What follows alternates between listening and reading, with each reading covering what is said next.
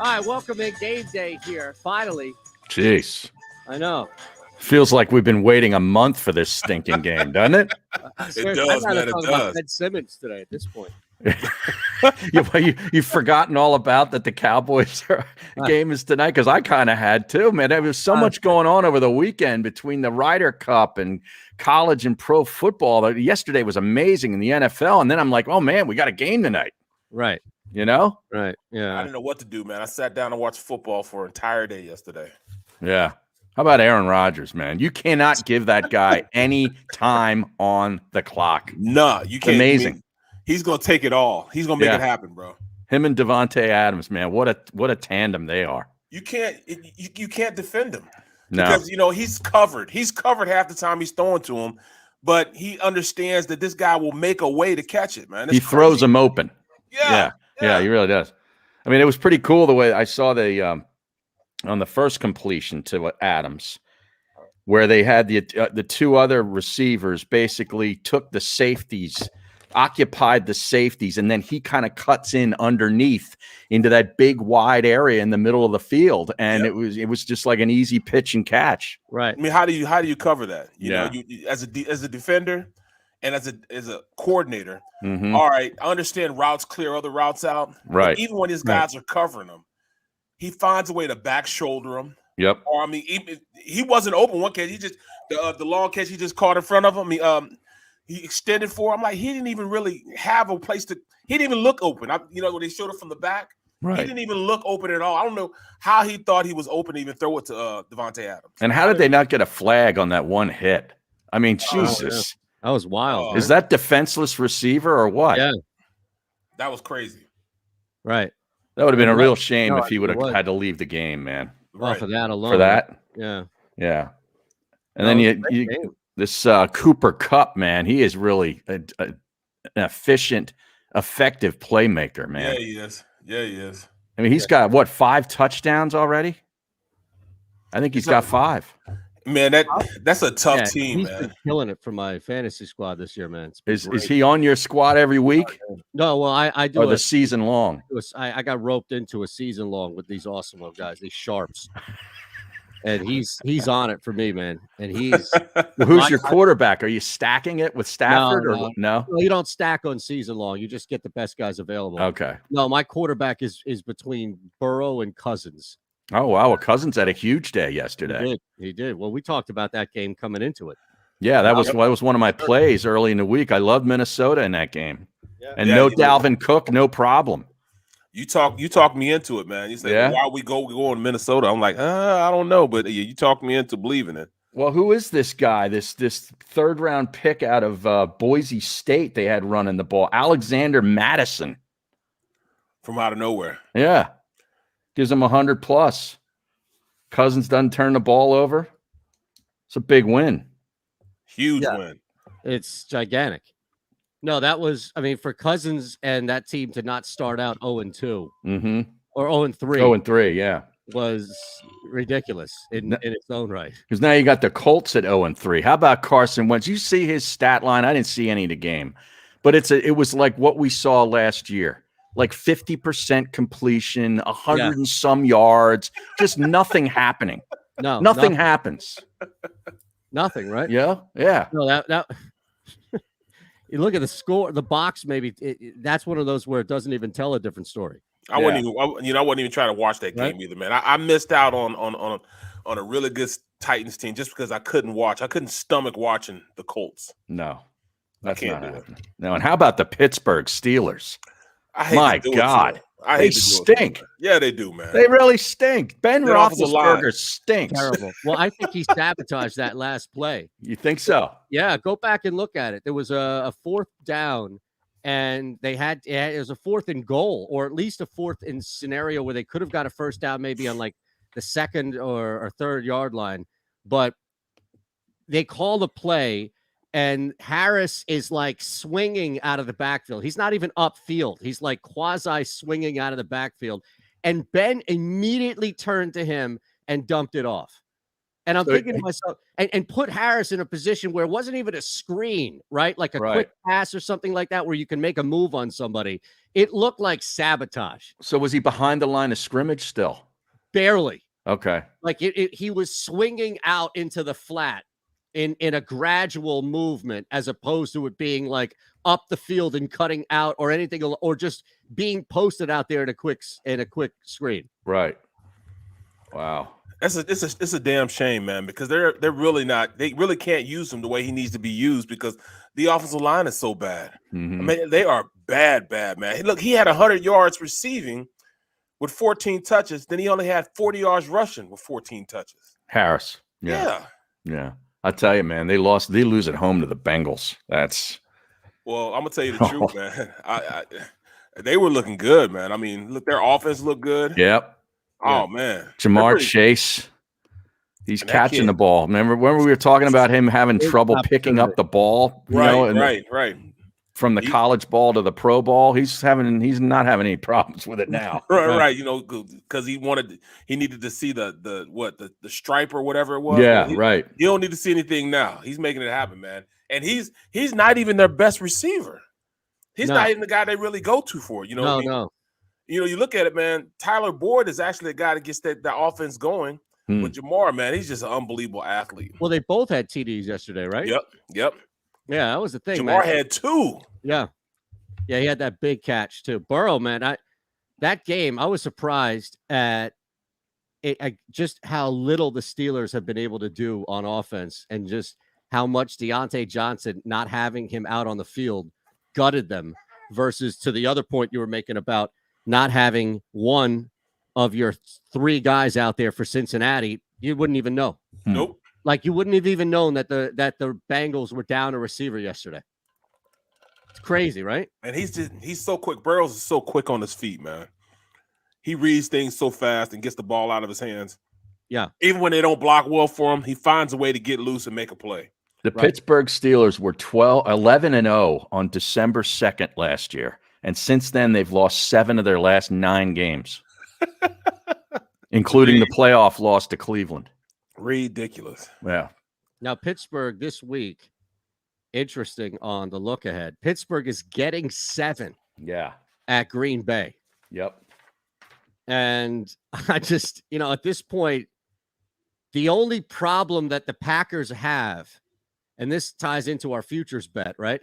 The only real problem the Packers have is when they go up against a more than competent to really good offense.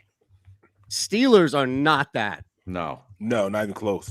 Like, this is not going to drop to 6 or anything like that, but I could see people taking Green Bay after last night and moving it maybe to 7.5, even up to 8. Yeah. Pittsburgh's offense is miserable, man. And it's a shame because they have talent. Right. A lot of talent. Is it the offensive line, really? Yes.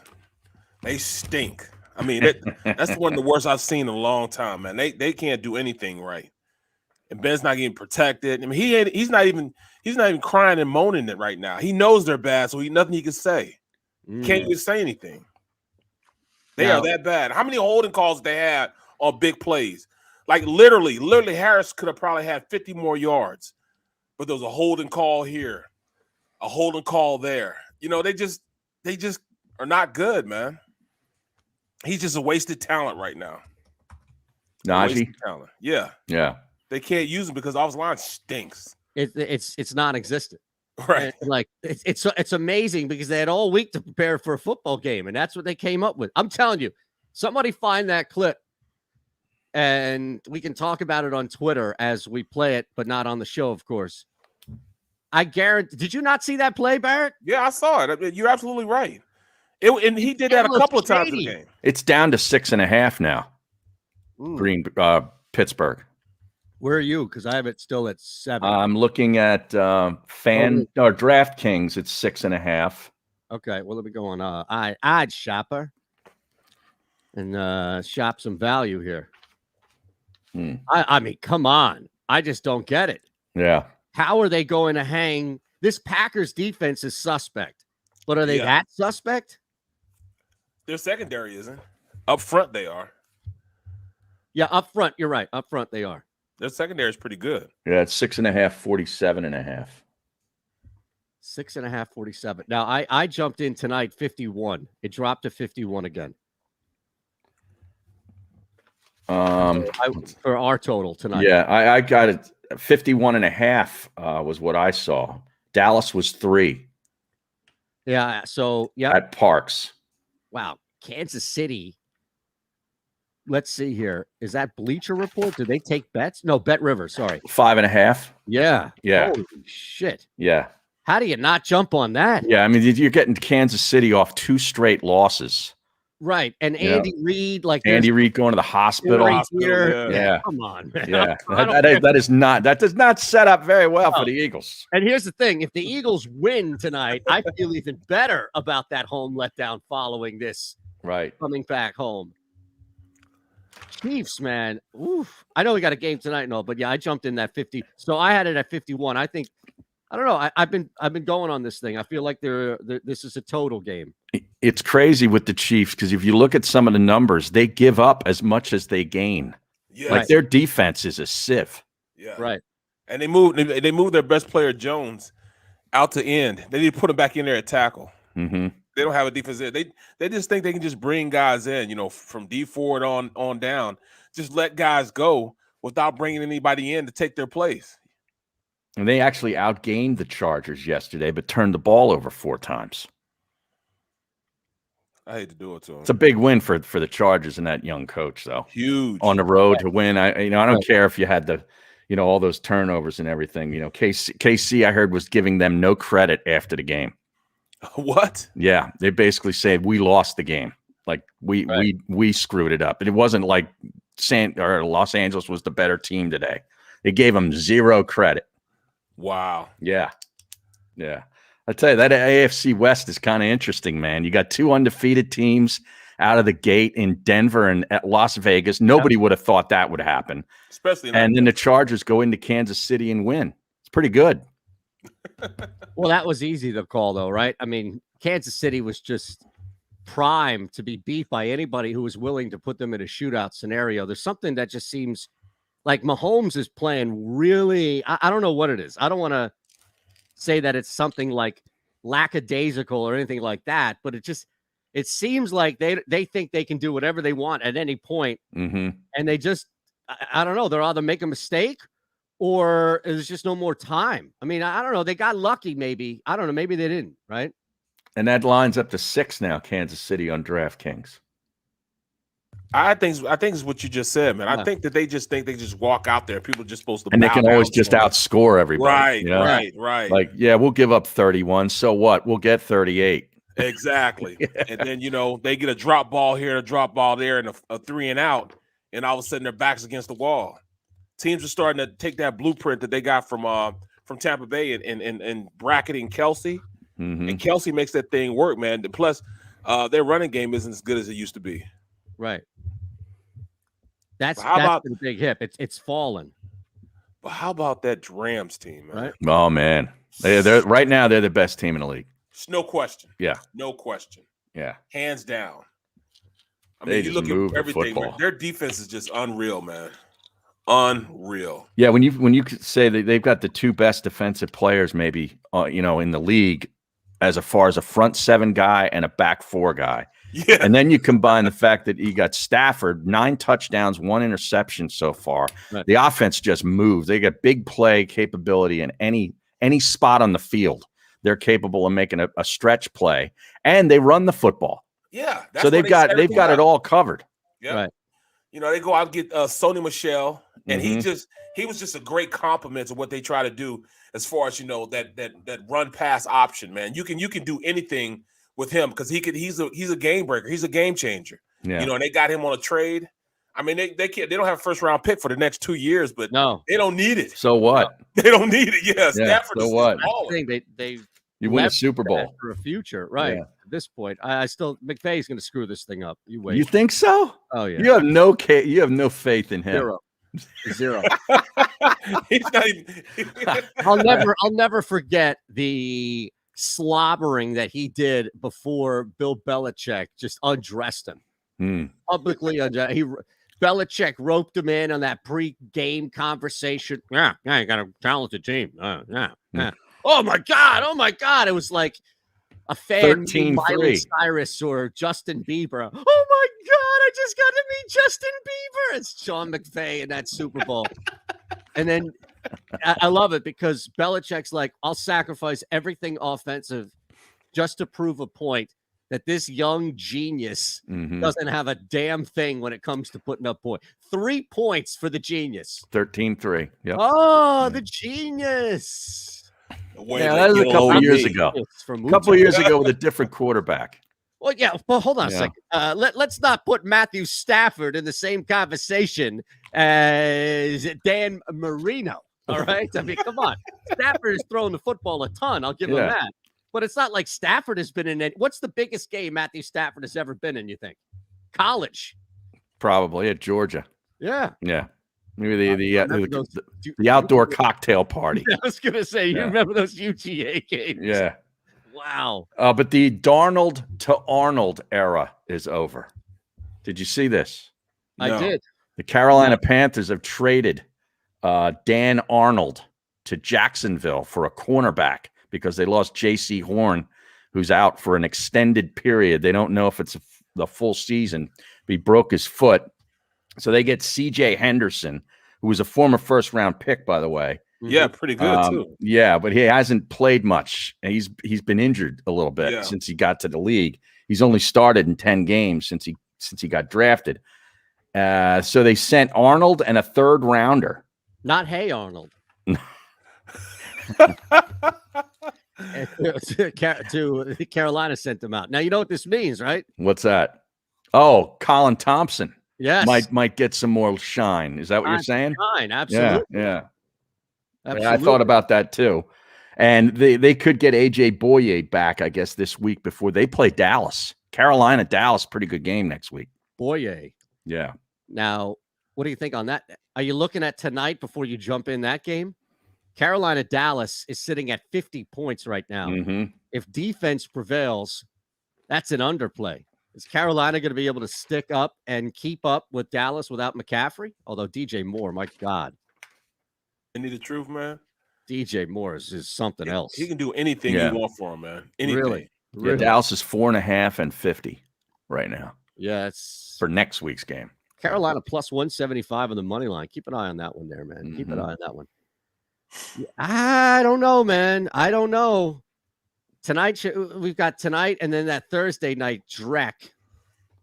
Well, that's your boy Burrow plays Thursday night. You got to be all in with that. No, I hate Thursday night from a fantasy standpoint. Oh, okay. Why is that? From a betting standpoint, just because it's a short week and it's hard to count on guys on that short week. Like we saw that a lot. Road teams more so, Barrett, because, I mean, look, you know it, right? This was Arizona yesterday, and it was easy to kind of look at ahead of time because you're taking on a team that nobody has any respect for in Jacksonville. You're a really good team already. You've got an MVP candidate with your quarterback. Just, you know, slow starts are tough to kind of get around. And then it's just like, all right, we started slow. Let's just do what we can, fellas. Let's get this W and get out of here. Yeah, that's just right. We're not trying to put up any points for real. Thank you. It's just about surviving and getting the win. Yeah. Right. Yeah. That's all. That's all I mean. Yeah, you're right about that. Yeah, that's true. Tough. Like tonight, I feel like that's why I love the over tonight. I feel like tonight you've got the extra day. This is I think Devontae Smith is going to be peppered left and right targets.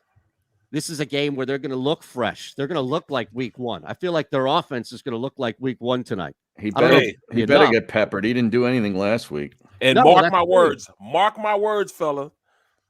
Andre Dillard has a great game.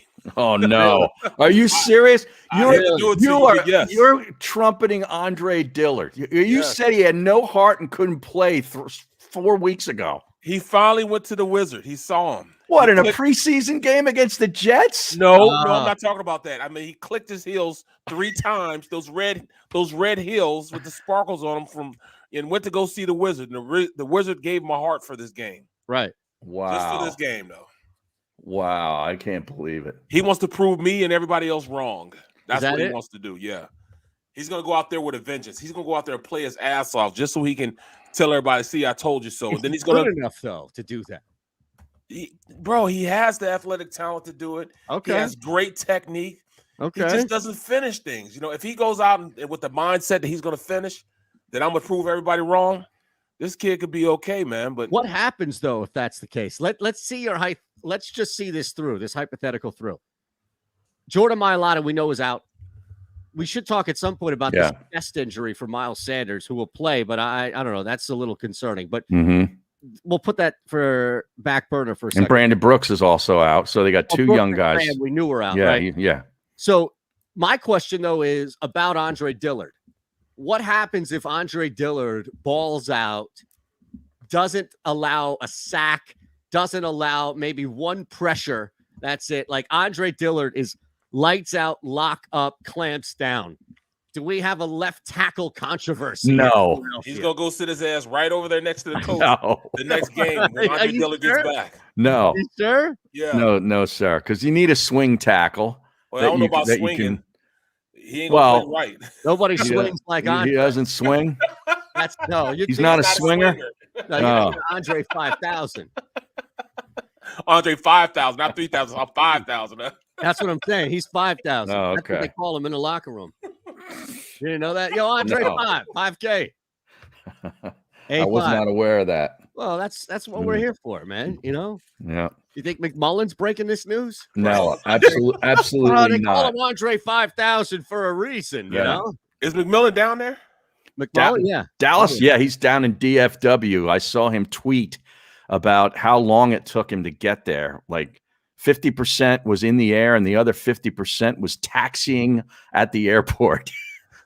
And then it took him like 2 more hours till he got in his rental car. Sounds like a disaster of a trip.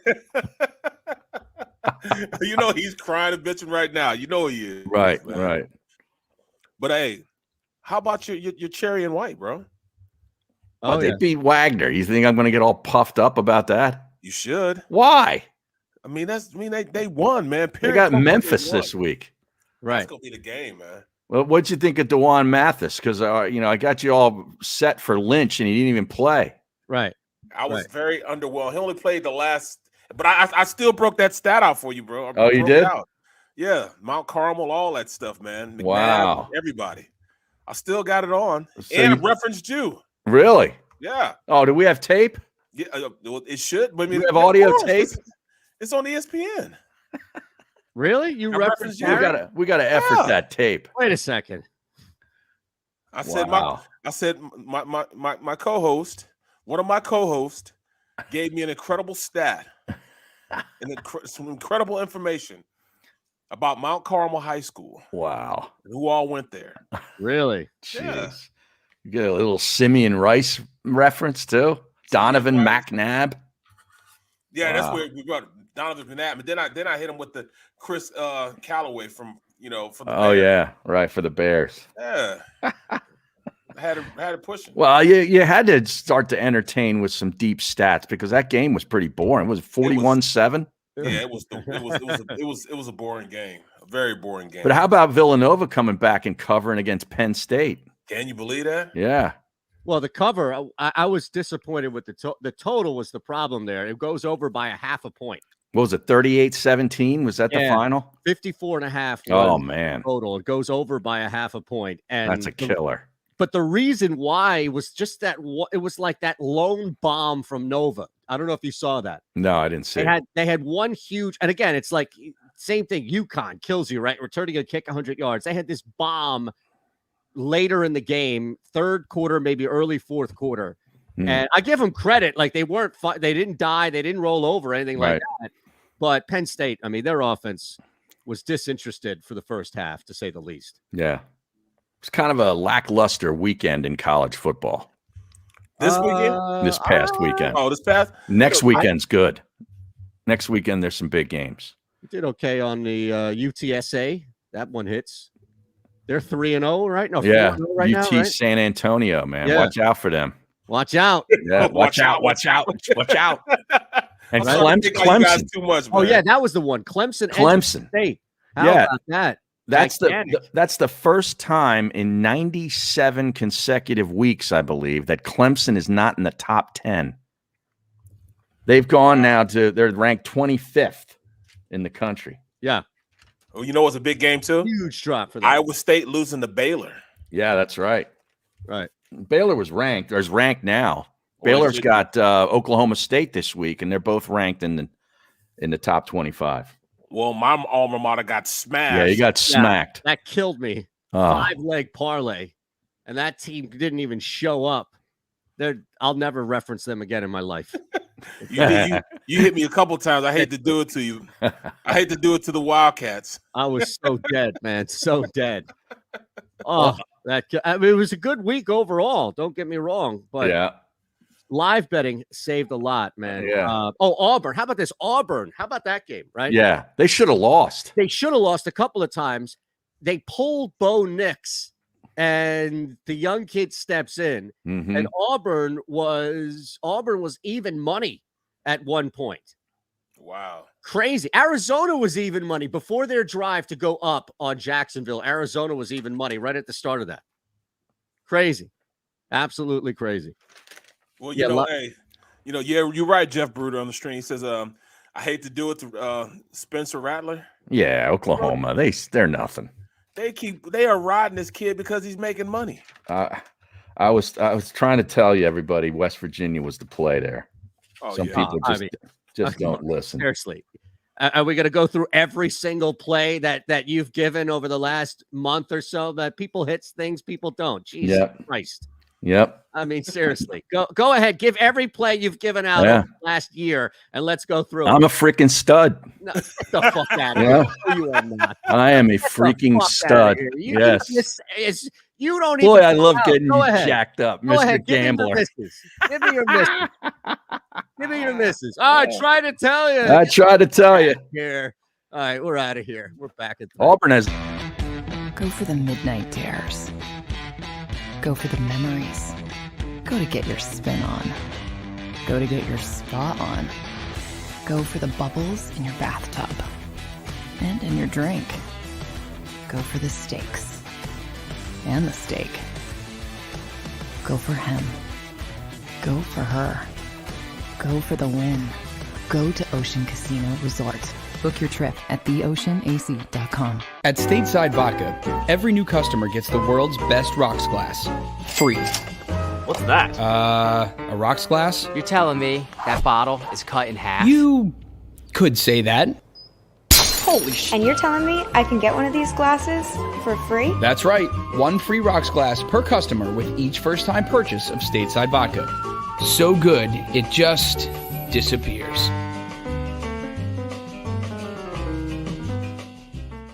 The savoring taste of a good bag of beef jerky is so enjoyable at any time of the day, as long as you can find it. Here's what we suggest. Pure Bull Beef Jerky is our answer, and soon it will be yours. Locally produced in the Philadelphia region, this high-quality, healthy protein snack is easy to secure. Go to steersnacks.com, and you'll see hot garlic, tropical heat, Pure Bull dry rub, and our favorite, Huck and Fod.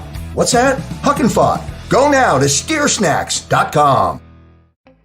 As a hardworking American, you've never experienced how tough life can be until now. A catastrophic injury while working on the job. A personal injury from someone else's negligence. Turned away by other law firms in the region who didn't bother to learn your story.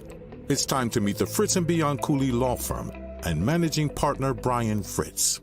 Badly injured? Call the Fritz & Bianculli Law Firm. Find out why they say, "We got this." Go for the midnight dares. Go for the game. Go for the hits. Go for the fans. Go for the win. Go to Ocean Casino Resort. Book your trip at theoceanac.com.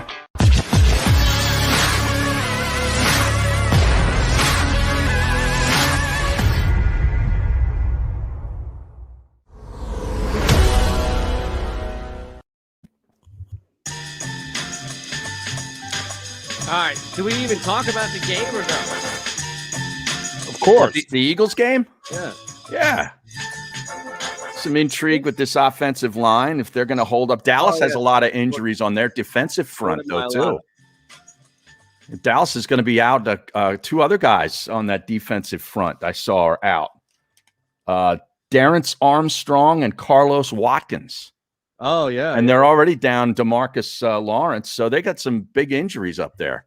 Randy Gregory's back, though. Well, right. He's back. That means they can put the rookie back. Micah Parsons back in his normal spot. Yeah. Right. But hopefully this team runs a lot of 12 personnel. Yeah. And we take advantage of the middle of the field, man. I mean, that's the only way they'll be able to beat this Dallas team if they take advantage of throwing in the middle of the field. They got to get the tight ends involved early and often. I mean, last week that was something that you didn't even see. I don't think the first target was even until the second half in that game. And that's why I remember. Yeah. I mean, you look at that's the strength of this team. You know, why wouldn't you go to 2 guys that are, you know, that are very capable of running routes just like receivers? Mm-hmm. You know, they create separation. They've been the offense the past 3 years, and you just all of a sudden don't go to them anymore. Is Gregory on Dillard's side? Will he be on Dillard's side? Yeah, okay. Yes, he will be. Yeah. Interesting matchup there. That's so then they can move matchup. Parsons around a little bit. Correct. Right. Yeah. That's a better matchup for Dillard because Dillard will have a problem against a big rush end.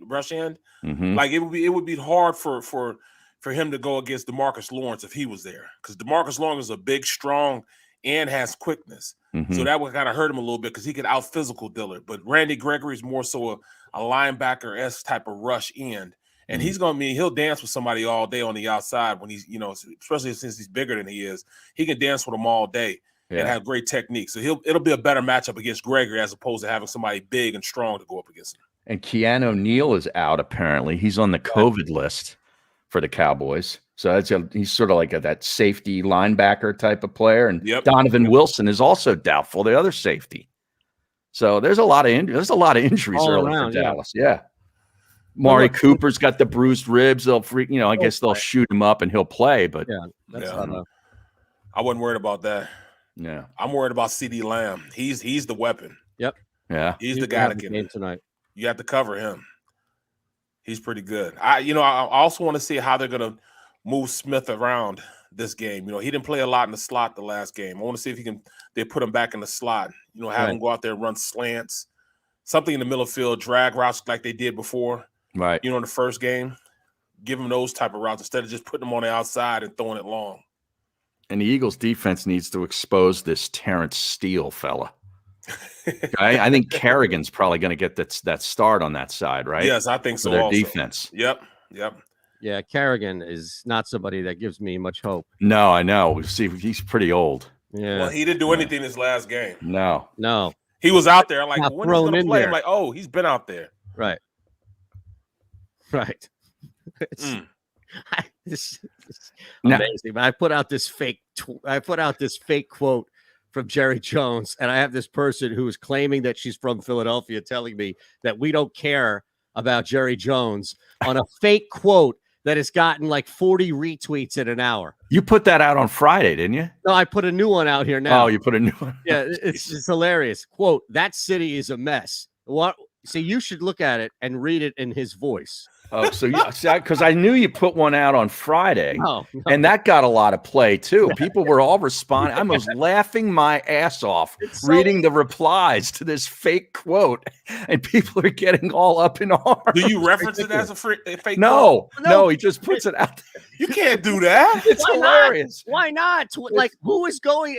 I can't believe there are people going to Twitter for fake news, for real news. Like Carnegie Mellon has put a study out that said that 90% of the information when COVID first hit this country was fueled by bots and misinfo on Twitter. Like Twitter was doing it. Yeah. I can't believe people still go over this place for information. So, and here's another thing too. Like I'll put stuff out. I put a shot of me on QVC over the weekend with a Brandon Graham signed Eagles helmet in the back. Like, hey, I'm repping the Eagles on QVC. And that got 1/16 of the interaction of me putting out a fake quote from Jerry Jones. So Twitter is telling me that I'm going to have more success by trolling people than I will promoting my own stuff. Wow. Who am I to argue with the website or the app? That's crazy. It's the algorithm. That's what they're telling me. Hey, right? They are what they are. I'm trying to find this most recent. How long ago was it? 2 hours ago. Oh, geez. I mean, you tweet. 9:31. There's a lot of activity on this Twitter page since then. Then he hit us with the Jets are officially eliminated from the playoffs. Well, yeah, people were tweeting about the Mets, so I figured I would do that with the Jets. But here it is. Oh, yeah. That city is a mess. Just look at how they treat their stars like Carson Wentz and Ben Simmons. Now, look at where I attributed that to. Jerry Jones on 109.7 The Blurb. It's amazing that people don't realize their radio doesn't go past 107.9. Right. That's such an and then I have people go, this woman is explaining to me how we in Philadelphia don't care about Jerry Jones. We don't care about, like, it's amazing to me that people are going out of their way to A, put up a falsehood, and B, that off a quote that's so obviously fake. Right. And this time I pushed the troll one step further and put out an obvious, what I thought was a number on a radio dial that just doesn't go anywhere. Oh, that's brilliant. That is definitely brilliant. Yeah, 109.7 The Blurb. Now, does Jason Barrett consult for that station, Eytan? I'm sure. I'm probably, yeah, exactly right. That's a great call. He's hired and staffed about 6 or 7 people. Right. Yes. Look, somebody Pit Viper. You rock, Eytan. Yeah. Pit Viper got it. Well, he got it. Yeah. I have people, and it's crazy too, because there are a lot of, I've noticed there are a lot of Eagles fans, or at least people who put Eagles in their bio, and they're not from this area. So they don't know, they don't follow, they don't get it. And they get so angry. Like, I can't believe it. It's like, okay, well, I look at their location and it's, Lakers, Dodgers, Eagles. And I'm like, all right, you don't get it. Like, you don't understand it. But look, wow. It's either that or get into these Joel Embiid comments. I mean, geez. Yeah. I'm just trying to make sure that we have something here. What Joel Embiid comments? Well, he's talking right now. This is media day. Oh, really? Yeah, Joel Embiid. I don't have any regrets. I answered the question honestly. I didn't think that was the turning point. If anything, I also should have called Matisse out for missing the freaking free throw, but we all laugh it. I'm just saying, I think was the quote. This was. Oh, so he's referencing the comment after the loss to Atlanta where Ben passed up the dunk. Okay. Yeah. Wow. Now there's no Ben Simmons there today, obviously, right? No. So every player's being asked about it. Yeah. He just saying, guys are like, well, come on, let's just talk a little bit. He's like, no, I don't want to talk. Yep. Please just leave me alone. Don't Daryl fly Morey. down. All right. So Morey says he won't talk about specifics with fines, R.E. Ben Simmons, but says it is, quote, very clearly spelled out in the CBA what happens in this type of situation. Now, there it is. It is. Here's the thing, though. This is built in to the collective bargaining agreement. Like, this is something that would make the NFL stand up and applaud, that there is built-in drama with the CBA and how teams really have a lot more control when you have a contract, and it's much more difficult to get out of a contract. Like, we're at that point right now, and this was negotiated. This was heavily negotiated to give teams a little bit extra of a competitive edge and make it more difficult to just walk off of team. Be like, no, I'm out of here. You can force your way out, but you have to go through this protocol. So that usually entails a circus, right? I mean, that usually entails a back and forth, and fans are getting brought into this. So this has all been built in to where, and I'm not defending him, but if a player wants out, Ben Simmons has no other recourse but to go through it this way. No other recourse. Apparently the team wanted to take a jet out to LA this week to meet with him. Yeah. But Simmons and his people informed them not to come. He's not interested in meeting. Right. Right. Right. Yeah, don't bother. Well, at least he Right, saved them the jet fuel. That's expensive to No run a question. private jet from coast to coast. Ben's like, you know what? Nah, I'm not gonna let you in the gate. Yeah. You won't be allowed in my neighborhood. Right. He does have a gate. He's Yeah, all of gated course. out. Yeah, right? he's gated up, man. It wasn't a $17 million crib. Yeah. That's the That thing. better have a 17 gate. million. Yeah, it better have a That, lot of better, stuff. that should have a moat. Bro, it should have a force field. $17 million. What if he found out that they didn't rent a private jet, Harry, that they all took coach? Oh, man. Yeah, well, we Can were, you imagine that? Yeah. They're sitting back with John McMullen. yeah, exactly right. Oh, man. Come on, we got an Eagles game tonight. Aren't you excited? But I still don't understand how you think Ben will have any leverage on this contract. I mean, if he doesn't show up, then he's just going to get fined and fined and fined. Well, that's the thing. It doesn't give him an opportunity to do anything else but just get fined. He's not going to have any. He's not going to have any type of leverage or anything at this point. Correct. And what happens now is, and this is how it's played out, right, with the CBA and all. What happens is, by agreeing to this, you have essentially limited the ability to make this power play down to like what 10% of the NBA. You know, guys make money in the NBA, don't get me wrong, but if you're making, and I'm not saying this is not a lot of money, but if you're making 8 million, 5 million a year, mid-level exception type money a year, your fines are going to be that's a significant fine. But if you're stocking up like a maxed out player and you've already been paid and you have endorsements and you know wherever you're going to go, you're going to get paid, and this is a temporary setback, then you're able to dig your heels in, right? Ben Simmons knows wherever he goes, he's going to be a focal point of that offense or team, if you will, moving forward. He's an all-star. But if you're not an all-star, Barrett, right, and you're making what's maybe comparative to chicken scratch in the NBA compared to a maxed out deal, teams know they got you on the barrel. This is like that Deshaun fake holdout where it's like, oh, don't worry, I'm not playing. And then one day he's like, what's up, fellas? I'm here. Because he knows that, right? Because that's just the nature of the NFL, how they squeeze you like that. But this has been negotiated now to the point where only a handful of players have the money to do this. Kyrie Irving can do this. He can afford to do this. And there lies the problem with the NFL, because people don't understand that. I think like 80% of the money is given to 5% of the players in the league. So there's only so many teams, so many players on these teams that have the ability to hold out and get fined like that and be able to be cool when they do it. Like I couldn't have done it. Right. I couldn't have been able to hold out like these guys hold out. So if the collective bargaining agreement comes out, I wouldn't have been one of the ones that say, all right, then, man, let's strike, because I nickel and dime the league for so long. I made the minimum 6 years out of the 12 years I was in the league. Yeah. Yeah. Really? So, yeah. So, I mean, whatever the minimum was back then, it will be harder for me to really do that. Right. That's why you had to get that MBA, man. That's right. Exactly. Right. I had to go out there and go back to school, Right. But there lies the problem with a lot of these. That's why they have so much leverage to the owners in the NFL. That's why the collective bargaining agreement sucks for the players in the NFL, because they really don't have the ability to strike and really strike and hold out.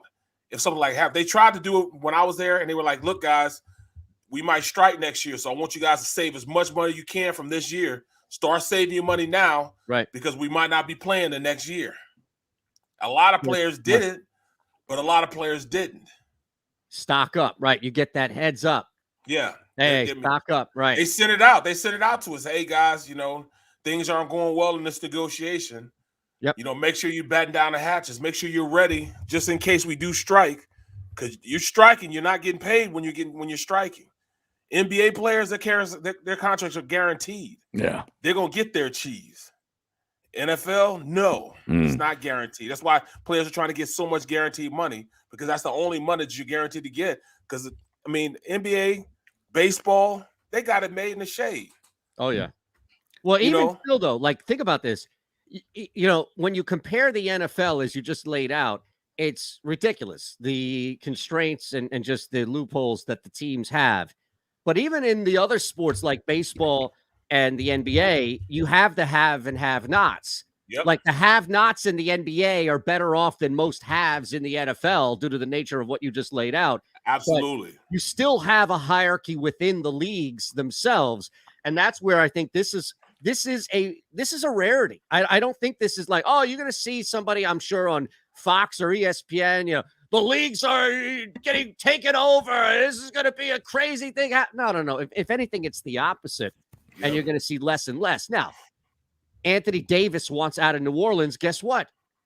Anthony Davis he gets out of New Orleans. Exactly. Yeah. Anthony Johnson wants out of New Orleans. Good luck. Mm-hmm. Good luck, right? At that point, it's not easy to do that. Did you see? Go ahead. Sorry. No, I mean, Embiid is still talking, apparently. Yeah, let's do it. Let's do it. I want it all. Michael, the real Mike KB on Twitter. We've had him on our shows in the past 8 times. He's very good.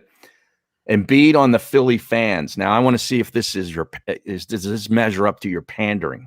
Well, real quick, though, before you read that, the background is that Brian Windhorst came out with a report that was clearly from Ben Simmons' camp that said fans in front of Simmons are a major factor of why he doesn't want to come back. Oh, yeah. Did you see that? No, yeah, I did. I happened to. Yeah. Let's put it on the fans. Exactly. That they're the root of all evil here in Philadelphia. Because it's such an easy stereotype for people to believe, like, oh, yeah, those Philly fans, man. Yep. I just wanted to get that out as that's all. That's true, and it's low-hanging fruit for the agent. Yep. Yes, to put that out there. Just like he knew with Maxey by putting that bogus thing out there with Maxey that would flip out. I'm sorry. So Embiid says, I would not want to be in another city. I like Philadelphia because they care. They're so invested in their teams. So it's only fair for them to be pissed off when we lose, end quote. Yeah. I don't think Embiid, to be honest with you, I don't think Embiid has pandered once. Like Embiid lives in the city, or at least I don't know if he still does, right? Like him. I think he does. Yeah, I still think he does. Well, with the kid now, you never know, right? People moving out once the family stuff hits. But like I never thought him randomly playing pickup with Morey or randomly playing tennis or anything like that was pandering. I think Embiid has always been receptive of who we are and understanding that there are times in which he and others are going to be, criticized. The one thing, though, that I will say he went through that may have jaded him, and I don't know, was the whole stuff about like, oh, he'll never play, he's a bust and all this when he was injured because we didn't know. But I think for the most part, if anything, give me another athlete. Maybe it's Bryce Harper, but it took this year. Give me another athlete over the last 10 years who has had a higher Q rating in this city than Joel Embiid. I mean, when I think of Embiid and his love in this city, he is closer to a guy like Brian Dawkins than anybody that I've seen. And look, Iverson is different now, but we can't pull punches and lie and say that he was universally loved when he wasn't. And that's beyond 10 years. Like in the last 10 years, has anybody been more universally accepted and loved in our city than Embiid? It's definitely not a flyer. No, I mean, I couldn't Phillies. Chase Utley 10 years goes back. Yeah, I was going to say Chase is probably the only guy. I mean, BG doesn't have the platform or the fame that those guys had. He just worked into this. But remember, you're right. You're right. I mean, McNabb was hated more than they liked him. McNabb, absolutely, it was polarizing. Remember, Brandon Graham, it took him like 2 or 3 years to get out of that shadow of Earl Thomas. And it wasn't his fault. Yep. All he did was get drafted by Andy Reid. But I think, like now, guys have come. Bryce Harper was criticized up until earlier this year. Bryce Harper was criticized before he went on that tear. So, he's now playing at an all-star level. Look at you. You couldn't wait to jump on him. Yeah, man. He's been here 3 years and hasn't been to an all-star game yet. Give me a break. Yeah. He needed that. He needed kind of remarkable. Slacking. Yeah. It is. Yeah. He's now playing at an all-star level. Now he's playing the way he should. Now what? Yeah, he's in the conversation. If they make the playoffs, there's no doubt about it. What are they 2.5 back now going into Atlanta? How do you lose? How do you not even score against Baltimore? Well, they won 3 out of 4 against Pittsburgh. I mean, you can't really. Pittsburgh. Yeah. Come on, man. The last one hurts. Yeah, the last one they got shut out. Here's the thing, though. Again, it's happening.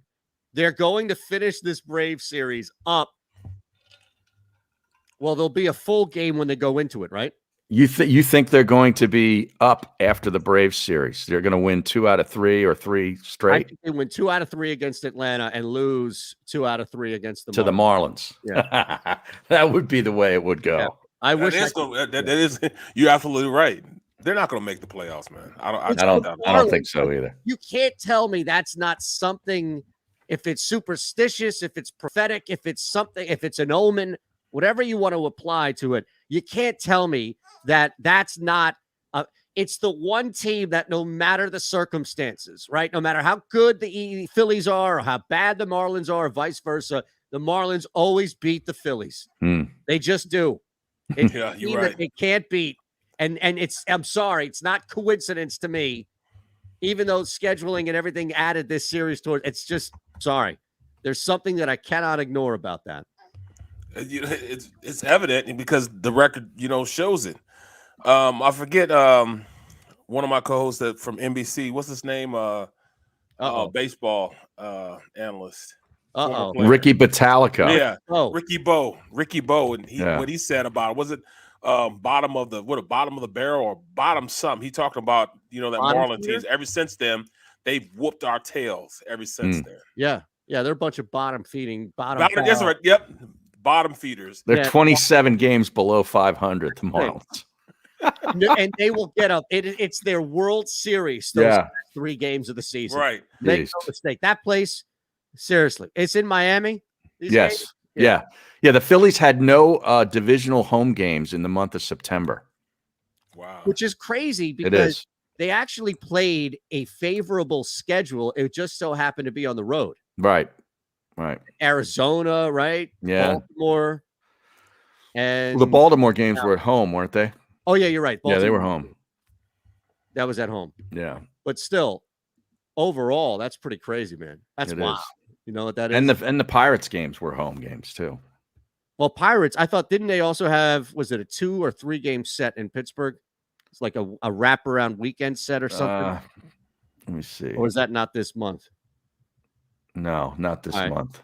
Thank God we don't have anything tonight, so we don't have to get inundated with all that crap. Yeah, the series starts Tuesday night. Now it's going to be a long night for everybody here, right? Yeah, Barrett especially. Well, me too. I have 2 post-game shows. Oh, you do? Yeah. Oh, wow. What time are you done? What time are you in the car driving home? Let's see if you beat me. Although I'm home, so I can't complain. You have to drive. 1:30. You're 1:30. You're driving home. Yeah. Or you're home at 1:30. Driving home 1:30. All right, you got me beat. Now I'll be up at 1:30, but I won't be like that. Drive has got to be brutal, man. Well, the game will end at what, 11:30? I hope it ends early. Probably. I'm full. Probably 11:30. Yeah. Then you go 12:30. We go an hour and a half, 2 hours. So 12:30, 1:30. Y'all be done at 1:30, and in the car. No, I'll probably shoot like 2 segments afterwards, so that'll be another 15 minutes. I'll shoot a segment for the website, Sports Rise, and the Sports Rise. I'll shoot one for a Sports Rise. So that means I'll get out the door at 1:45. Wow. And I'll be driving home on my way home probably around 2:00. Now, when you pull out of there at that time, is it pretty easy to get out of there? Is everybody out by then? Yeah, the people are always gone. Yeah, but it's like dodging minefields because you got to run over trash and all that stuff. Broken bottles everywhere on the right. In the parking lot. So, but I mean, broken glass everywhere. People pissing on the street. They just don't care. Wow. How about that, Paul? Hold on. There you go. How about that? Hold on. Broken glass from out of nowhere. everywhere. Seriously. People pissing on the street. They just don't care. Well, wow. I am just blown away right now. Give them credit, Eytan. Yeah. You got to give them credit for that, man. Yeah. Absolutely. The whitest cracker on the planet just came up with that. I love it. You know what you do more of that? Exactly right. Seriously. Now, that opens up the conversation as far as that song has been used, that beat has been used 3 times over. Okay. Right? You've got the Grandmaster Flash and the Furious 5, right? Yep. Where you have the initial one there, Broken Glass, that Harry Mm-hmm. aptly quoted. Then you also have the middle one, which is Cube and Das Effects using that song for "You better check yourself before you wreck yourself." Yeah. before you riggedy wreck yourself, right? Which was hilarious and amazing. And then you have Puff Daddy at the time and Mace using that for their flashy splash song. Can't nobody hold me down. Right. Where you had that sound. My baby makes that noise. What is that? Sounds like a child, like an infant laughing. Oh God! I'm trying to figure out why he thought that was cute though. Like he thought that was just hitting. You know what I'm saying? I don't know, man. He had enough money to keep pushing it out there. You know, it's amazing. If you have enough money to push something, man, it's amazing what you can get out. Oh my! I think I go with Das Effects and Cube. Yeah. As much as I have to go against the original. No, that was something right there, man. My goodness. I love it. Figured you'd like that. Oh my God. Now, what was that even? I forget what you even referenced. That well, with. Barrett was saying that he has to dodge landmines driving out of the stadium with broken glass, broken beer bottles on the street. So that's what got me there. I just hope it's not on your car. Right. You know, I mean, the other day I had to, when I opened my door, as I'm about to open my door, I look down on the ground and there's a big pile of throw up right there where my door is. So I had to step over that to get into my car. Yeah, bro. They didn't get the side of your car, did they? No. But you can see a handprint where he laid his hand on my one and threw up. You know great. what I mean? So, it is what it is. It's terrible. It is on my way there. It takes me like 15, 20 minutes just to walk from my car to my thing because everybody's talking to me. Let's go, Eagles. Mm-hmm. I'm like, dude, what are you saying? Now, did you get to park in the stadium for the Temple game? I actually parked where the players go down. So I had a pass to go down there. I didn't know you had to do all that. Man, you got to open your trunk. Oh, yeah. They check underneath underneath your car for bombs and stuff. Yeah, it's crazy. Yeah. Come on. Are you kidding me? Nobody wants to blow up a Temple game. No. You know what I'm saying? All 2,000 people there, they're trying to blow up 2,000 people. Trust me. Well, how many Wagner people were there? All right, so it was 2002. All right, 2002. Yeah. Is that really you think there were many? Bro, it's no. All the cameras stayed on the field. Okay. Just don't pan around. No, right. just on the field. Right. I had 5 cameras I had to work with. All 22 stopped working halfway through it. Well, yeah. Who's your play-by-play guy? Bill Spalding. Bill Spalding. Yeah. Wow. Yeah. In fact, I think they like us working. This is my second game working with him. I think they'll try to pair us up a lot. He's pretty good, man. Yeah. He's pretty good. Yeah. What's your next game? This weekend I'm going down to ECU, down to Greenville, North Carolina. Oh, wow. Yeah, ECU, Tulane at ECU. Okay. Okay. So I gotta. Tulane has some offense, man. They're gonna put up some points. I don't They're know. a 4-point favorite. Tulane is? Yeah, Tulane's a 4-point favorite. The over 64.5. Yeah, well, I don't know about ECU. Do they score points, ECU? No, not really. Not they got really. a left-handed quarterback, big kid. He can run too, man. Their offense just doesn't work. I've watched 3 games for them thus far. Mm-hmm. It's just so sporadic in how they, run their offense. Most pass plays, this guy wants to run every time he can. He's not trying to push the ball because his offensive line's not very good. They're not very good run blockers or pass blockers, but he runs around pretty good, man. So they'll have run plays for him. He's a big kid too, like 6'4". Mm-hmm. He can run. They put up 42 on Marshall. Yeah, that game went back and forth. Right. Yeah. That game went back and forth. Who did Marshall just beat, or they were lost to App State? App State, right? Yeah. So App State beat ECU. App State beat ECU. Yeah. Right. Yeah. So App State beats ECU. ECU beats Marshall, and you kind of had that as maybe a measuring stick. Mm-hmm. But yeah, they don't put up a lot of points, right? No, they don't put up. Not really. Tulane they'll just do stuff like they had a bomb, a 50-yard bomb at the end of halftime. He threw up, and they looked like they came down. They ruled it a touchdown for ECU, but then they changed it. and said it wasn't a touchdown. They just have a lot of bad stuff happen to them, man. They're almost jinxed. When I look at the games, they look like they're almost jinxed. That's wild, man. That's absolutely crazy. All right, we got to take a quick one here, and we get back. We inch closer to kick off. Are you ready? Oh, I'm ready. Yeah, you sure? Are you staying up? Like that? That sounds like Bruno, where he would just say, "Are you ready? Yeah. Are you ready, man?" That sounds just like him. Just to get a transition to get the break. That's really ready? all it is. He didn't even want you to answer. No, he just wanted to hear himself. We have Monday night football. You ready? We'll see coming up. Mr. Monday Night. Yeah, that's right. Well, yes. Is Mr. Monday Night making an appearance? What about the PGF? Can we get him on? We might be able to. Seriously, I'm sure he's got some plays. Didn't he used to come on every Monday night, especially when I was there at Landmark? Bruno down there. Oh, that's right. That's right. Yeah. Where is he now? I don't know. We got to get the real Monday Night in the house. Where's Mr. Predicto? Well, he's somewhere down on the floor. I have him. You want me to bring him back out? Hell no, is it still working? We won 4 games last year with Mr. Predicto. We don't need him. Let's see. We might have to ride Mr. Predicto. See, are you ready? Wow. We're coming back in 3 minutes. Go for the midnight dares. Go for the memories. Go to get your spin on. Go to get your spa on. Go for the bubbles in your bathtub. And in your drink. Go for the stakes. And the steak. Go for him. Go for her. Go for the win. Go to Ocean Casino Resort. Book your trip at theoceanac.com. At Stateside Vodka, every new customer gets the world's best rocks glass. Free. What's that? A rocks glass? You're telling me that bottle is cut in half? You could say that.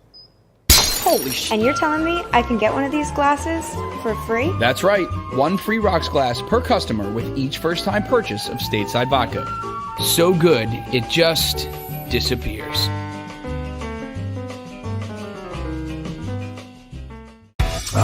The savoring taste of a good bag of beef jerky is so enjoyable at any time of the day, as long as you can find it. Here's what we suggest. Pure Bull Beef Jerky is our answer, and soon it will be yours. Locally produced in the Philadelphia region, this high-quality, healthy protein snack is easy to secure. Go to steersnacks.com, and you'll see hot garlic, tropical heat, Pure Bull dry rub, and our favorite, Huck and Fod. What's that? Huck and Fod. Go now to steersnacks.com. As a hard-working American, you've never experienced how tough life can be until now. A catastrophic injury while working on the job. A personal injury from someone else's negligence. Turned away by other law firms in the region who didn't bother to learn your story. It's time to meet the Fritz & Bianculli Law Firm and managing partner Brian Fritz. Badly injured? Call the Fritz & Bianculli Law Firm. Find out why they say, "We got this." Go for the midnight dares. Go for the game. Go for the hits. Go for the fans. Go for the win. Go to Ocean Casino Resort. Book your trip at theoceanac.com.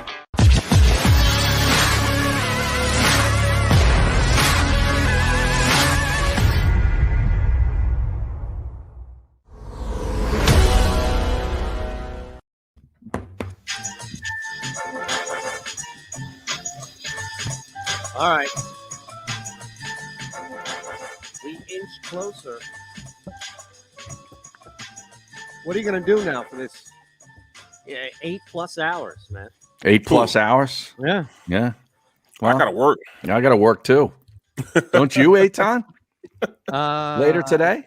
No, actually, I have things I do after this, and then I'm done at like, I don't know, 2:45, 3 o'clock. Okay. And then I'm good until BGN radio at the end. I got to do a radio hit at 4:30 and then do the show at 7 till 8:15. Now, I have a radio hit. I got a tape, baritone. Oh, you got a baritone coming up? What's that on? I got a tape. I got to figure out what I want to do. Oh, you don't even. Oh, okay. Right now, I don't even know what I want to do yet. So all I got to get it, see what's going on. I didn't see my last baritone because I didn't get the link for it. So I don't think they had it come out. So I got to check it out and see what's going on. Well, I know, Eytan, you were trying to put together an idea for an underdog, heavy underdog money line parlay last Friday. Remember when you were saying which heavy underdog do you think has the best chance of pulling the upset? The Detroit Lions almost did it. That was the one, man. How about that? Justin Tucker, man, taking it through 66 yards, and it hits the crossbar and bounces over. Which unbelievable. Yeah. Now, who else tried? It was a 58 or 60 yards. Somebody else tried one too that missed it. I think that was returned. But that was in the Jaguars game. Jags game, yeah. Yeah, that was I think that was at the end of the first half. I think you're right. Yeah. And the kid ran it all the way back. Correct. Jamal Agnew, 109 yards, I think that was. So you have that looming in the background if you miss it. Right. And here comes Tucker. I don't even know what to say to that. Now, if you're the Lions, you lose a game. Okay. I mean, it's not like this is ruining your season, but I think, look, I just don't know what to say about that kick. I mean, that kick was ridiculous. I don't know if anybody else in the league could do that. And that's the record. Yeah. But like, think about it, Harry. It's like hitting it's like eagling or like hitting an albatross on your second shot, right? And like a par 5 because you got some crazy kick. Crazy bounce. Like it bounced off the rake that was sitting out beside the bunker, the green side bunker. And it ricochets off the lake the rake, and then it ricochets off the flagstick and goes right down into the hole. Come on. Come on. That's exactly what it is. Barrett's 1-iron hitting off a tree into the hole. Right. Bro, I was on a par 5. And the reason why I'm stuck on hitting 1-irons, I was on a par 5, and we drove off the and it was a bad shot. You know, everybody had bad shots, so we're about probably 250 yards from the hole. Now, I have a 1-iron, and I write BB on my golf balls. That's why anybody can go around any golf course I've been to. They'll find their fair share of BB balls everywhere on the golf course. Yeah. Now, what kind of balls are these? Are these noodles? No, they weren't noodles. No, they were Nikes. They were Nikes. Oh, Nikes. Yeah. So I hit it, went 300 yards, and I couldn't find them. I'm like, where's my damn ball? I couldn't find my ball. So long story long, we played through the hole. We got to the hole, and dude goes over to pick up the flag. And what's in the hole? No. Yes. One of your balls. From 300 yards away. When was this? This is like 2 years ago. Oh, I was gonna say where 2 years ago. Weekend, and you didn't at Jaws' course out here by me. So which one is that? Ramblewood? Ramblewood, yes. Yeah, Ramblewood. okay. You know, it was in Ramblewood. I mean, you had because it was uphill. It was uphill. Wow. And it was in the hole, man. Wow. Unbelievable. Ever since then, I said I will never be without my trusty 1-iron. So that's when you were sold on the 1-iron. Sold, sealed, locked. I'm there. We had no idea about that, though. We're making fun of using the club, and that's here you the have reason. Right. That's the reasoning right there. Because I just was really getting into golf then, and I couldn't hit a driver for nothing in the world. So I said, let me try to get all irons. And I found the 1-iron, and that's why I got it. Wow. Now, have you hit a shot anywhere near as clean or crisp since that shot with the same club? Absolutely. Okay. Just checking. All right. I actually play it very well. I just can't play golf. That's all. Okay. I understand that very much. Very much. I got to say, the reason it got me on this, not just the Justin Tucker record kick, but I mean, that's not at altitude either. That's in Detroit in a dome, and he gets the record. But Detroit plays next week against the Bears. Okay. A total crap game. All right. But Detroit fights, and they're getting a point. They're getting 3.5 points in Chicago. I like the Lions. 3 even money. Here's the thing. I was looking at that total, by the way, because I see it at 42.5. 43.5, 42.5. Yeah. Well, 42. Well, that's a different, because I was going to go over that. 42 is, 41 really, and 43 are the key numbers there. Mm-hmm. I definitely like Detroit Detroit just doesn't have talent, but they're not a bad team. No, they right? fight. They compete. And they throw too. Mm-hmm. Bears. Boy, the Bears. Count on the Bears, though. 1.1 yards per play this week. Oh, that's gruesome. I mean, that's almost impossible to do. Seriously, 1.1. They had 47 yards of offense. Right. In a football game. Right. How does that not hit? I think you're right. If you're getting 3, even 3.5 at this point, you kind of have to take it. Yeah. Right. I mean, I didn't see any of the Bears game, thank God. But I mean, Justin Fields has to be just brutal. They didn't do anything. It felt like watching the highlights that I saw in the red zone and doing the show yesterday. It felt like it was I felt like I was watching a preseason game where a quarterback was not asked to do anything. And to be fair, he couldn't do anything. But it was like, dude, how many times last year did we yell at Doug Peterson and that offense to just move Carson Wentz? Just move him a little bit. Just move him. Move the pocket. Help this young man out. They didn't do anything like that at all to help Justin Fields out. And Fields didn't do anything to help himself out. Wow. I don't know. I don't know if it's chicken or egg or what the scenario is, but I'll give Fields the benefit of the doubt here than Matt Nagy. Right. I think it's time that Matt Nagy, gets exposed, man. I hate to do it to him. Seriously. He's supposed to be this offensive guru coming from the Andy Reid school. He's done nothing. Absolutely stinks. Yeah. I mean, Justin Fields, he had 68 yards passing. Are you kidding me? I mean, that's insulting. 6 for 20. Yeah. Now, I'm surprised Justin Fields didn't walk off and quit at the half like that kid from Ohio State. Oh, Ohio State. How about what was that? Like a linebacker or something was flipping out? A linebacker or corner, right? KJ? Oh. They dismissed him from the team now, haven't they? Yeah. As they should. he just left. Yeah. He pulled that Magic Johnson. I'm not going to be here. He just started taking off his uniform on the field, didn't he? And tweeted, fuck Ohio State. Yeah. Did he? Yeah. Like at least Vontae Davis never tweeted, screw this or whatever. He just left. They were like, yo, V, where you going, man? VD. He's like, I'm out, man. I had enough. Remember that Vontae Davis? That was a couple years ago. That was during the game. Yeah, with Buffalo. He just was he with the Dolphins? Yeah, no, he was with the Bulls. He was, with the Bills, wasn't he? Oh, the Bills? Oh, yeah. I think it was the Bills. I forget. He's with the Bills, and he just, this kid, he just, what's the name? Kayvon Pope. Yeah. Reportedly quit the Buckeyes mid-game on September 5th against Akron. Right. He just, because they told us his package to come in, all right, this personnel package go in, and the guy that was on the field waved him off like, nah, you stay over there. I'm still staying in. Mm-hmm. So instead of him saying, all right, no, I'm going in, he just walks to the sideline and then keeps on walking, taking his pads off, and left. Wow. Left, bro. And tweeted? Only people from Michigan say F Ohio State. Yeah, really. He was a plant this whole time. Wow. That's utterly ridiculous, man. He just left. He just left. How do you do that? I don't know. I thought, honestly, this one-up, because of the tweet, it one-ups Vontae Davis for me.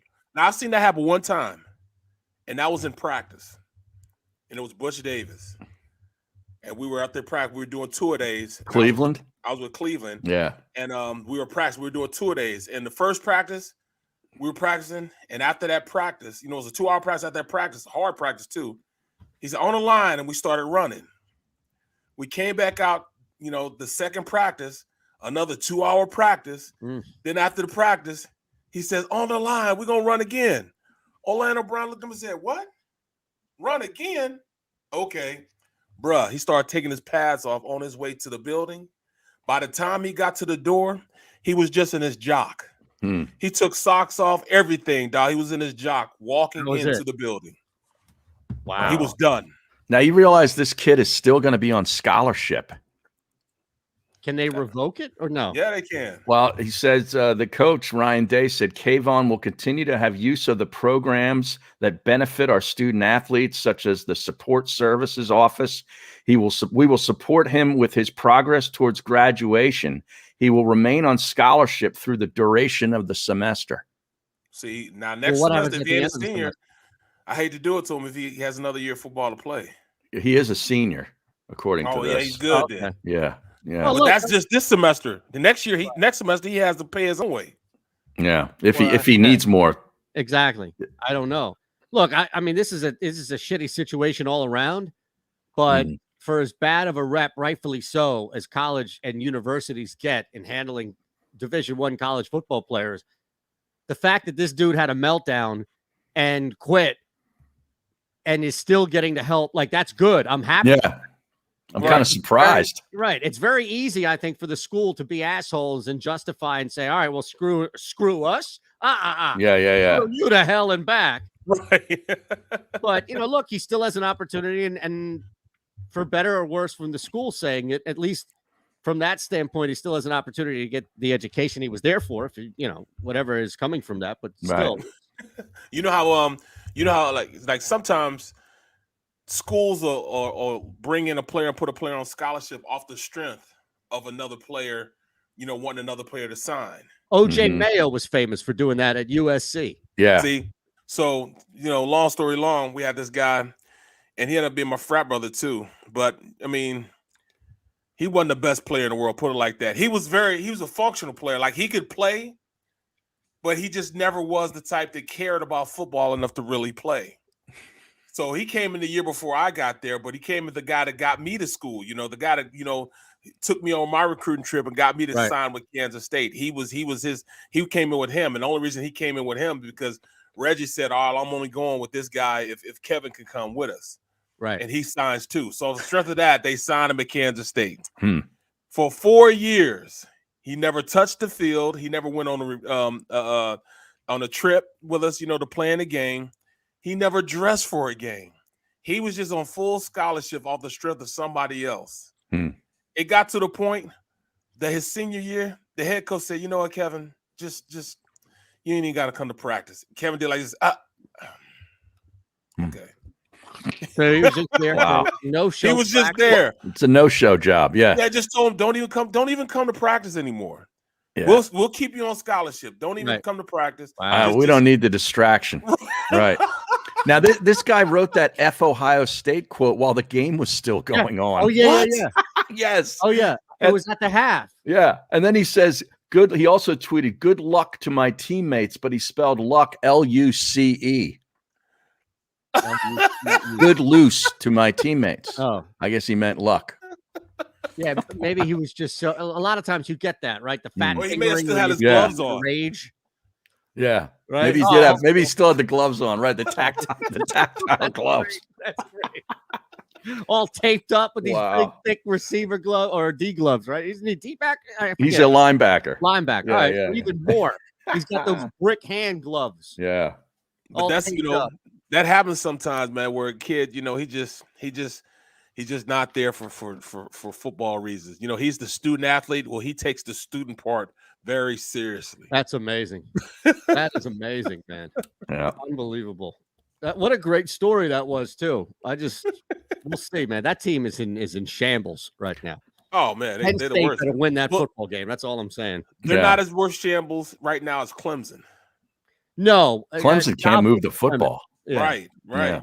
Yeah. This could be just a down year for. Although NC State, I mean, look, I got over 6.5 for the seasons. I have a pretty nice payout if NC State can get over 6.5. So I think that was a sneaky look at a team at the start of the season who could surprise some people. They're good at home.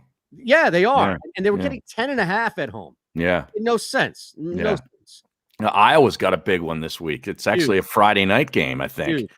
And on the road at Maryland, it's a very short line. 3.5. Iowa can't get in, right? Iowa can't, unless they'd have to run the table and win the Big Ten championship. Right. Yeah. But I'm saying they can't get into they can't get into the Big Ten championship unless they're undefeated. You think? They could win the West without being undefeated, I imagine, because the West is so bad. Not great. But they play Penn State the next week after Maryland. They could be looking ahead. Oh, that'll be tough on They play Penn State at home. Maryland's okay, man. Maryland's got a good quarterback. It's Tua's brother. Tua's brother, yeah. Yeah. They beat up on West Virginia already. Yeah. So that's not like it's just a cakewalk. You can't look past there. No, I would say that definitely has an impact, that look ahead. So I just think right now the bigger problem would be the East. Yeah, the Right? East. 'Cause Yeah, Iowa- Michigan, Ohio State, Penn State. Penn State. Yeah, I mean, here comes Michigan just kind of in the mix now. Ohio State is primed to be beat. Mm-hmm. And then I don't know. I mean, could Penn State be that wild card? They could. Yeah, they could. Give me Penn State, Iowa in the Big Ten, please. That's exactly what's going In to the happen, championship. man. Yes. Look, yeah. Penn State football game. Look, Penn State gets it into the playoffs, but then along the way they win the Big Ten, and then bam, Franklin to USC. Yeah. Now, when does that announcement come out? Right? Is it one of these things that comes out where Franklin has to leave before the bowl game? Yeah, that's always the way it is. Right? It's always the way it is. Something like that, right? Yeah. Well, not necessarily, because if they win the Big Ten, I would think they're going to be in the playoffs. And they are correct. Yeah, but still, they have that recruiting days, like right before the signing days now before Christmas. So they want the coach at the new spot, man.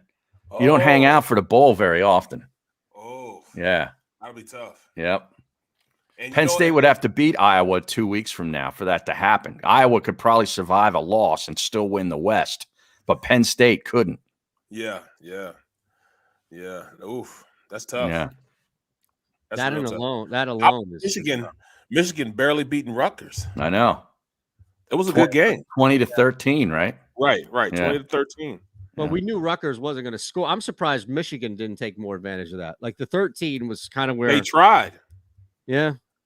They don't have a great passing offense. No, they don't. Neither one of them do, but Michigan really, like that could hurt them if they're down to Penn State or Iowa. Yeah, that's what I'm saying. I hear all these people, Michigan finally found a quarterback. He doesn't throw the ball. Right. I mean, what are we talking about here? He threw 16 times. Yeah. He was 9 for 16 for 163 yards. That's what I'm saying. Jim Harbaugh is still, doing the 1980s thing with Bo Schembechler. I mean, he doesn't want to throw the ball. And Rutgers defense stopped that good running back they had too. Yeah. They put the clamps on him. They had him like 70 yards or something like that. Was that all he finished with? I thought he got a score too, didn't he? Nope.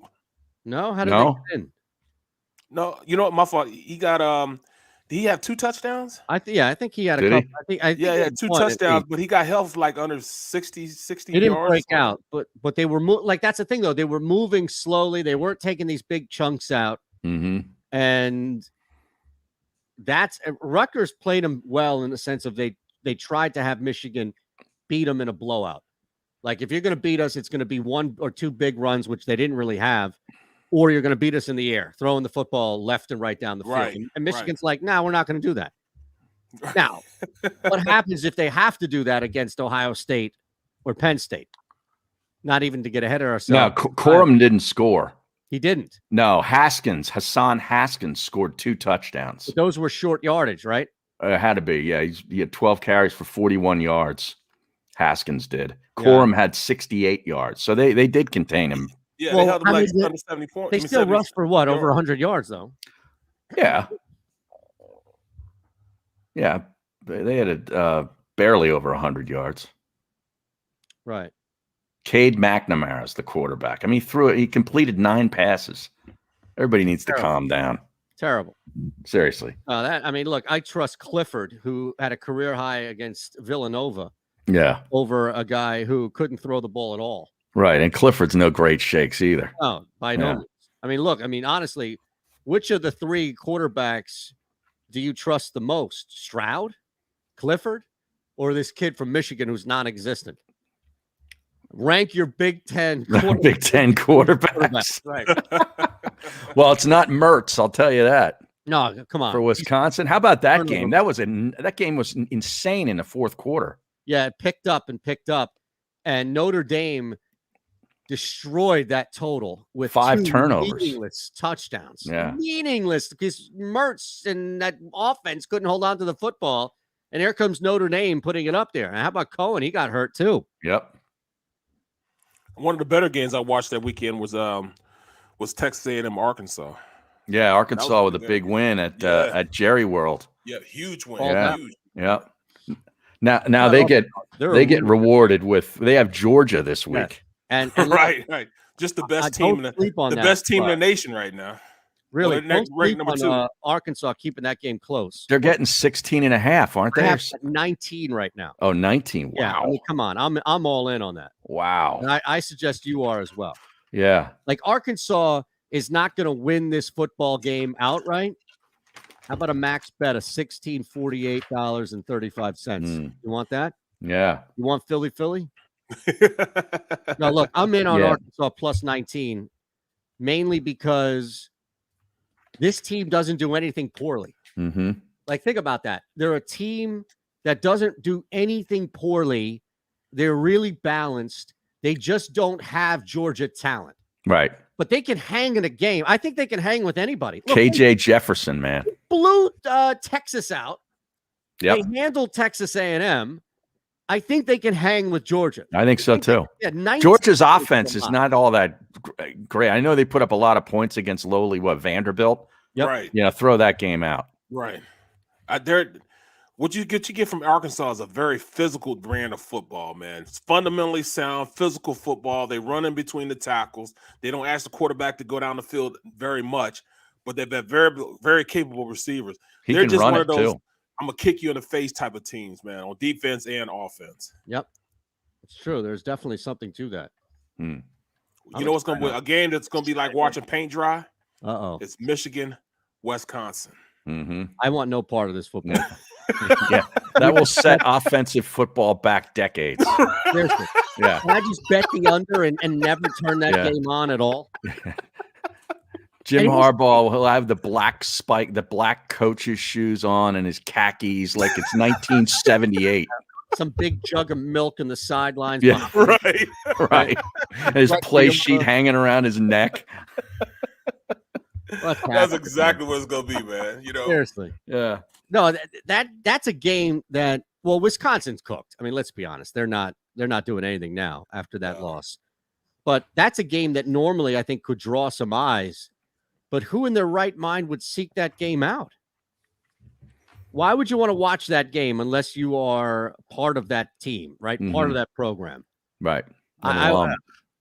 No part of that. Nothing to do with them. Now, between 91 LSXers, what happened to the big get guest? I am the big get guest today. Wow. What do you Getting mean? Nobody. Talking football on Monday, that's my job. Right. We won't need anybody to talk to. No, but I'm saying calling us. When I saw that, I was wondering, did we promote a guest on Friday that was going to be here today? I don't know. I mean, he's watching every show, everything we say, so he and others would know. I don't remember.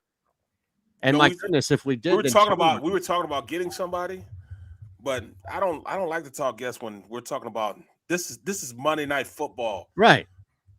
Against Dallas week, baby. Well, here's the thing: we have you. You cover the team. You're down. Right. You played the game. Like you're on the pregame, postgame show. Right. Exactly. Right. Like. But Dallas week is not Dallas week anymore. Can we all agree with that? Yes, t-shirt. Because it's t-shirt. Yeah, t-shirt week. What's the shirt today? Do you think he comes out walking in? Do they have ESPN with the camera on the tunnel? Where they're coming off the bus, and is Sirianni wearing a t-shirt today? Another Beat Dallas shirt. Dallas sucks. God dang t-shirts. Yeah. Are you kidding me? Unbelievable. What I want to know is, if they do lose, and I don't think the Eagles are going to lose. You don't? No, I don't think so. I'm going. Really? Wow. I'm going on because this is going to be a breakout game for the offense. You heard it right here. What about Atlanta? Wasn't that a breakout game? Yeah, they broke out and won the game big with that offense. This is another breakout game. This is where he showed. This is where this coach shows what his offensive mindset is. What does he do best? They're going into their third game. Mm-hmm. They're really defining what they do best. All right, we don't pass on the outside as good as we pass the guys in the middle of the field. We got to take advantage of that. We got to run the rock. We know we can do that. I think this is an opportunity for this team to really go out there and score a lot of points on offense. They're going to have to. So the over's the play. Over's the play. I told you, 51. It dropped to 51. That's the key number. Mm. It was at 52.5. Wasn't at 53 at one point, and then dropped significantly. I had it at 52.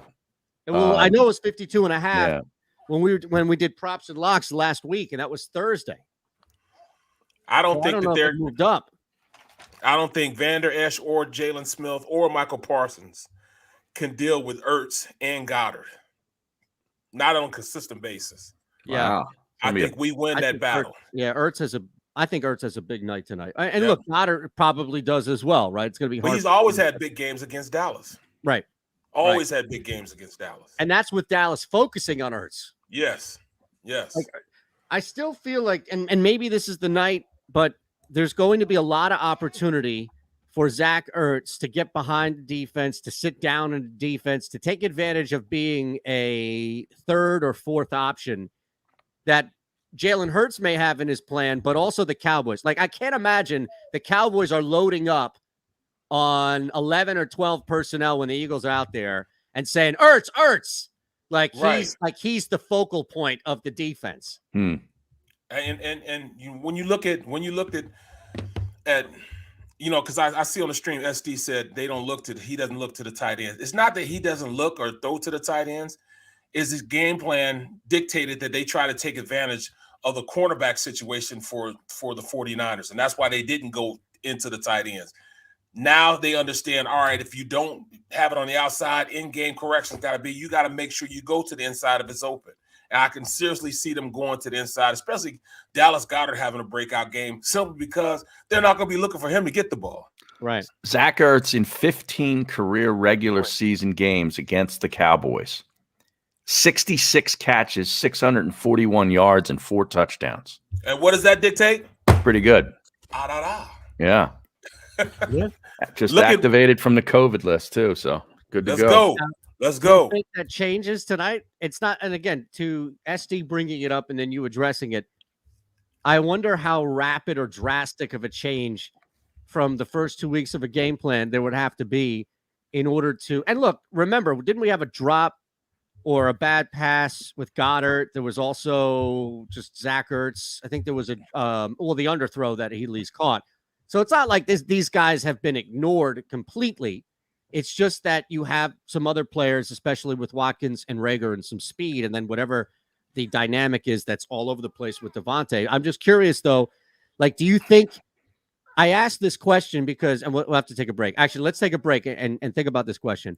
Do you think that it's going to be a rapid departure from what we've seen of the game plan just to justify getting these tight ends in? And not to say that that's a bad thing, but I'm just curious kind of looking at it that way. Goddard caught a TD against Atlanta. He did. That's right. But and right, the offense was clicking. It's just it didn't come in this deep middle that people are clamoring for. Right. All right, we'll take a quick one. Think about that. We're back in 3. Go for the midnight dares. Go for the memories. Go to get your spin on. Go to get your spa on. Go for the bubbles in your bathtub. And in your drink. Go for the steaks. And the steak. Go for him. Go for her. Go for the win. Go to Ocean Casino Resort. Book your trip at theoceanac.com. At Stateside Vodka, every new customer gets the world's best rocks glass. Free. What's that? A rocks glass? You're telling me that bottle is cut in half? You could say that. Holy shit. And you're telling me I can get one of these glasses for free? That's right. 1 free rocks glass per customer with each first-time purchase of Stateside Vodka. So good, it just disappears.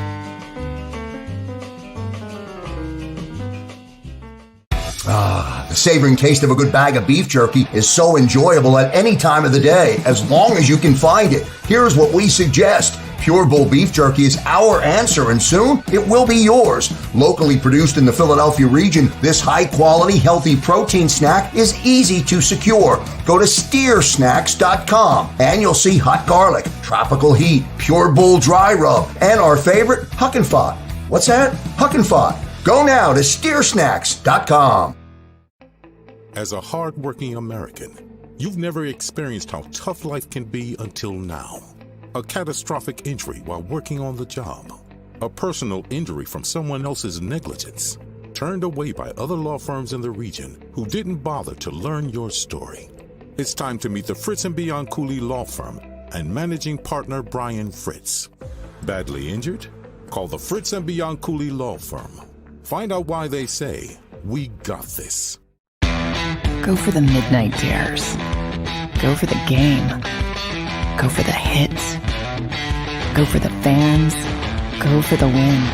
Go to Ocean Casino Resort. Book your trip at theoceanac.com.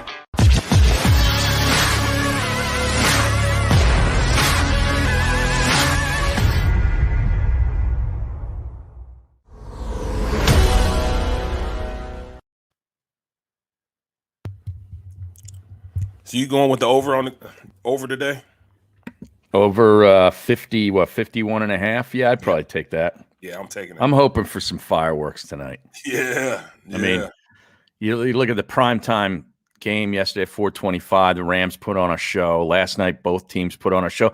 A lot's being lost here in the fact that they lost the game, but Garoppolo had a hell of a game. He had a hell of a game. Yeah. So, I mean, he's shown that he is the guy. He should be the guy. And Trey Lance is not better than him right now. And I was trying to explain that to people earlier on. Right. I was trying to tell him, why put Trey Lance in when he's not the better of the two guys. They just want to force him in. Right. He ran one in last night. Right, but still though, he's the future. Yes, Trey Lance is the future.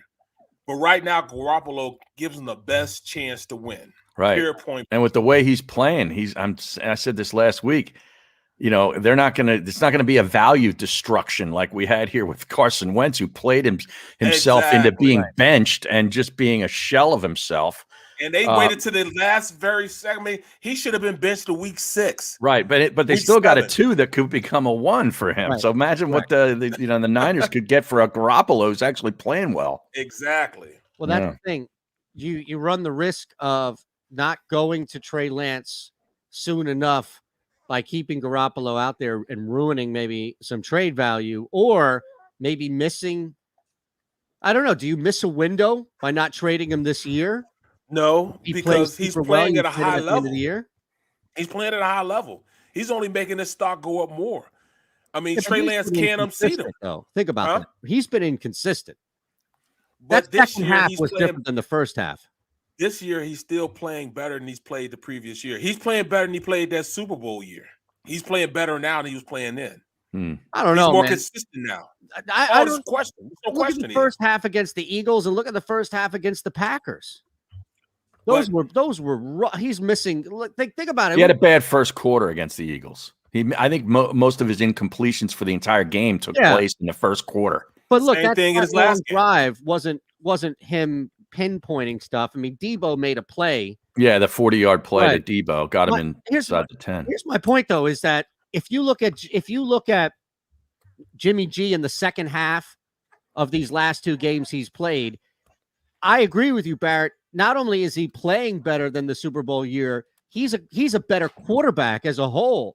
I just don't know why it's taking so long in these games to start like that. And does that not hurt, you think, the perception of what he's doing? Not when he keeps winning. Not when he keeps winning. And you know what? And this is what I see in Hurts. I see Hurts being more valuable towards the end of games if they're in games, because he can do more things than most quarterbacks can. Yeah, he can create legs. More. Yeah. Yep. So that to me is that's a bonus for him to have. But the inconsistency that just comes as a whole, man. Because like I said, it takes the first 4 games for a team to really get identity of who they are, what they do best, what play calling they call on 3rd and 4th down. And just like they get better, they know they can call these calls. Defensive coordinators know what they can do to stop them also. But it's those, few guys that can keep things going. I think Garoppolo can do that for him better than Trey Lance can right now. And I think that they've done enough now that he's done enough right now. They're going to keep him going. And, his trade value is only going to go up more and more. It's going to definitely go up more and more. Shanahan is I was listening to the stats about,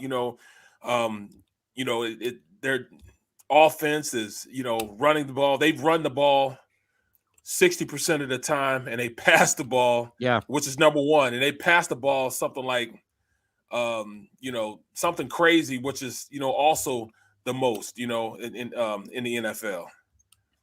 So, you know, their stats are definitely, you know what I'm saying, away from everybody else's. They do the extremes of both. The extremes of both. Just like motion. They motion 87% of the snaps. Or 80-something% of the snaps. Right. That's crazy. And they said the reason why he does that, because when he was in Tampa or wherever he was, he used to sit down and listen to he used to sit down and listen in the meetings of the defensive coaches. And he would say, you know, just one motion makes the defense correct 3 different movements. Like they have to adjust 3 different positions to that one movement from the offense. So when you have 4 different people having to adjust to one guy motioning, that's more of a chance for the defense to mess up and not be in that gap or not be able to react to what this motion is making them do. So he took that and formulated his offense. So it's 80% of those snaps. I mean, 87% of the time those snaps have somebody in motion. Have somebody moving from somebody else to make somebody else on the defense react to it. Which is unbelievable. I like that use check guy, man. Yeah, for the Niners. He's a throwback, man. He's a throwback. He went to Harvard. Yeah. Did he really? Yeah, he went to Harvard. Like, he looked like Tom Rathman on that touchdown, didn't he? From back in the 80s. Yeah, he did. Yeah. 44. Number Tom 44. Rath. Yep. What that Rathman's number? No, Rathman was 44. 44. Yeah. Tom from Nebraska. Rathman. Yeah. He was the running back coach there for a long time. Yeah, he was a coach. 49ers for a long time. Yeah. Well, that's crazy, man. To see Arizona and the Rams this coming week. That's a great game. That is a great game. What do you have a line on that? This morning I had, hold on a second. 5.5. Rams at home by 5.5 and 53. 5.5. Boy, I feel like under 6, you're in good, unless you just like Arizona winning this game.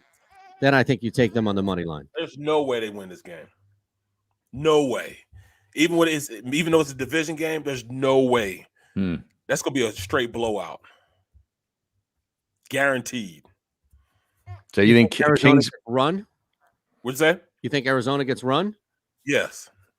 Wow. They're gonna get run. No question about that. And the key matchup is gonna be Warner against Murray. The linebacker shadowing the quarterback. Well, he's gonna shadow him. Yeah. He's gonna be that outlet. He can run with Murray. You know what I'm saying? He can run with Murray. Can. No. Right, but he can. Wow. Yep. That's gonna be the key matchup. AJ Green and Christian Kirk both had 100-yard days for them this week. Yeah, AJ Green is an interesting cat here because I'm waiting to see how he can really you've got him, you've got Kirk, you've got Rondell Moore. And Hopkins. Well, yeah, absolutely. With Hopkins leading the pack, right? Right.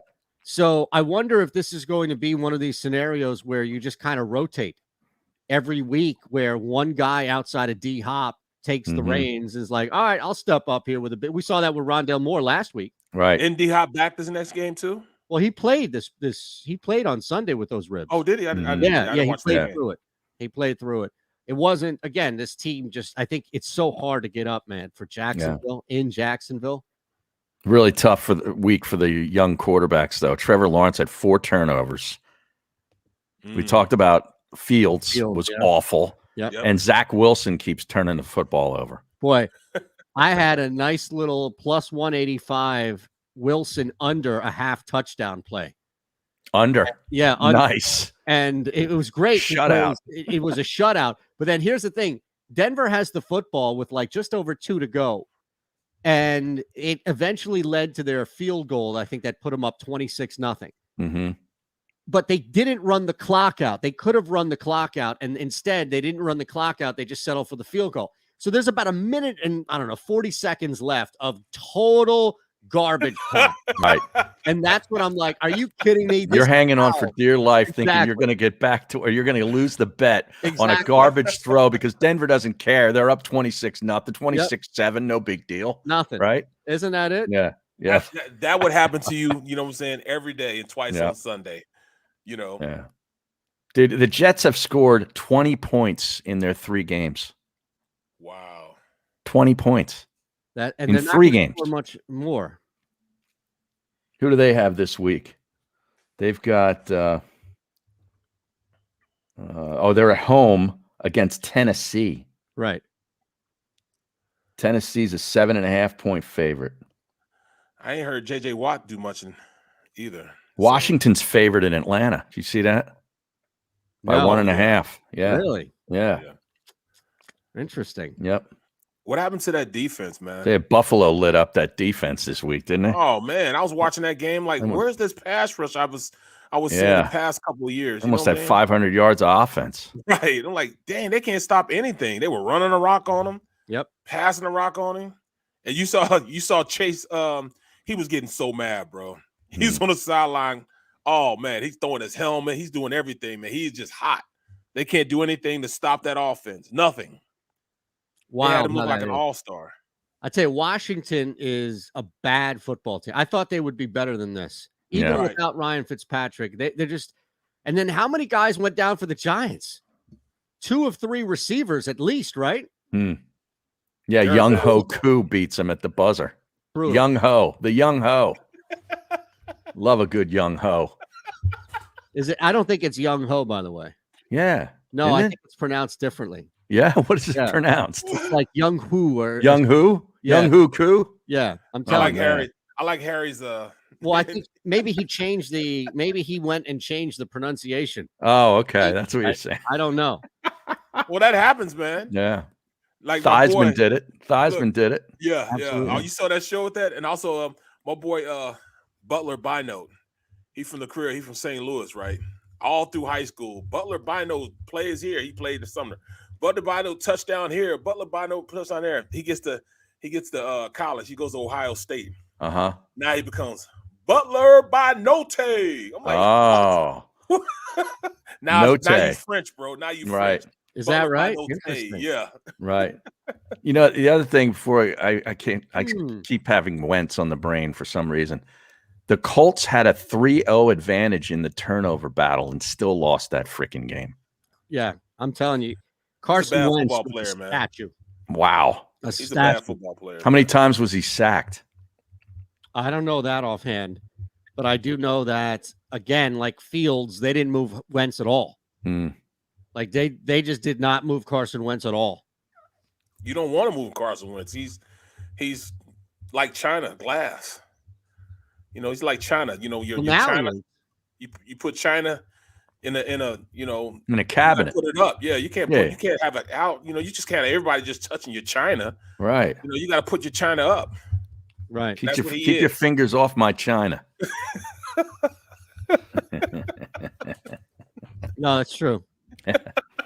Oh yeah, and I forgot. You're running a mess. Oh, sorry. Go ahead. No, Mac Jones also had a bunch of turnovers for the just awful. So the young quarterbacks were just a bad weekend. Yeah, man. Tell you. This is the nature, man. This is the nature of, coordinators get paid millions of dollars to stop young quarterbacks. I mean, it's easier to stop. That's why everybody was talking about Hurts and him being a young quarterback. But of course, they're gonna figure out what he does best and go to those strengths and stop those strengths. But I think Hurts has more to what he brings to the table that he can counter that. While you stop him from running, he can counter that, and he has a touch, man. He has a touch that he's very catchable ball for these receivers. Bruder on the stream says he was sacked twice. Was Wentz? I thought that would have been more. Yeah, me too. But yeah. You can't even blame the protection then if that's the point, right? Yeah. Toe said, yeah. I remember Grandma had one. I remember Grandma's China cabinet. Don't go in there. Well, yeah, wasn't it like in the corner? It was a corner cabinet usually, absolutely. Right? You don't touch that. Get old school. Yeah.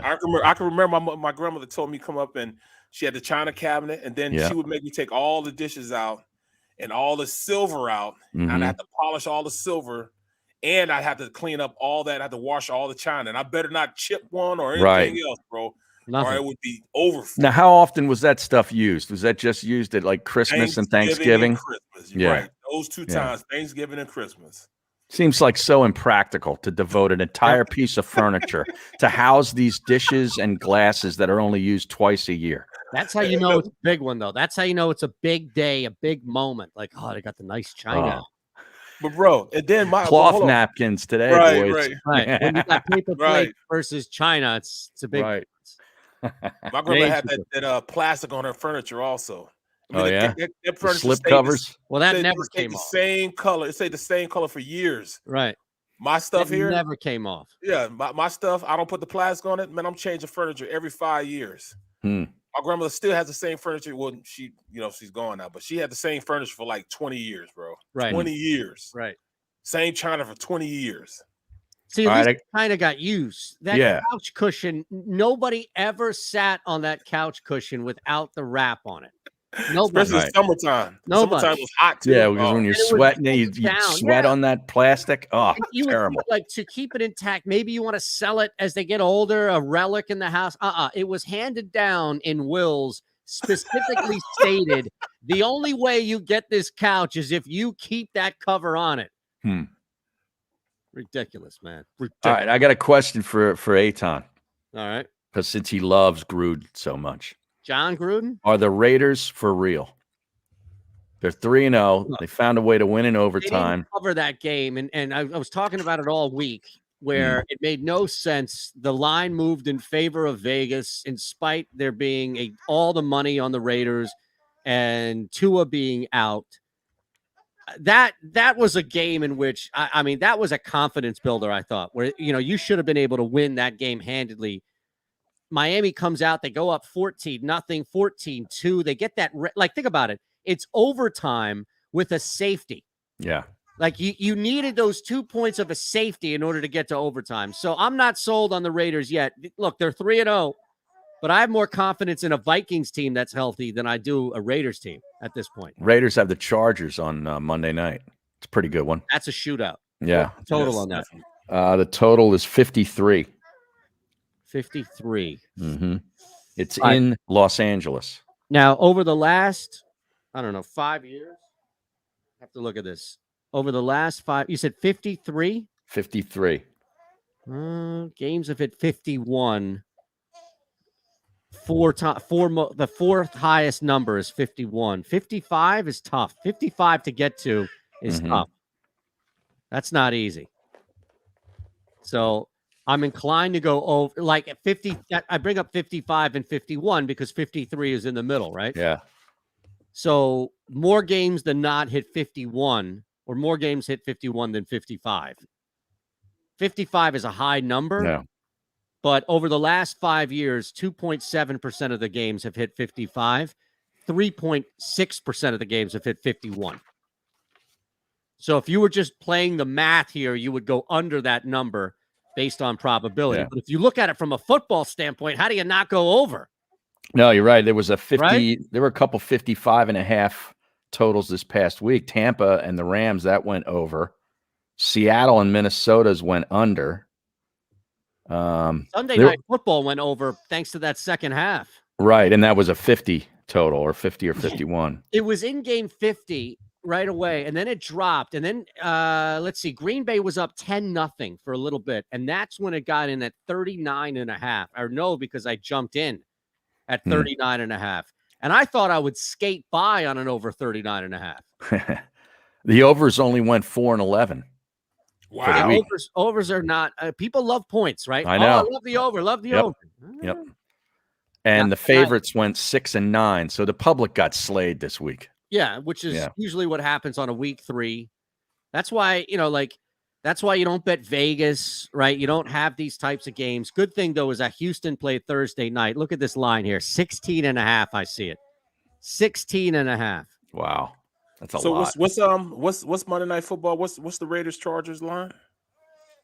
The Raiders Chargers line is it's 3.5 and 53. 3.5 and 53. Yeah. Yeah. Wow. That's huge. That's huge. That is gigantic. 53 right there. I think that moves up. I do. I think it moves up. I'm going to wait. I'm going to wait for that thing to move up and maybe go under. Now, final predictions for tonight. Well, anybody got anything to say? Yeah, I'm saying Eagles win 27-23. That's what I wrote in my prediction for on the website NBC Sports Philadelphia. I wrote and reason why the Eagles are going to control the middle of the field. That's my word. I'm sticking to it. Okay. 27-23. They did it again. The line's 3 or 4. It's 3.5, but it's moved 3.5. It was at 4. It's dropped. Some reason I see Dallas winning this game tonight. Me too.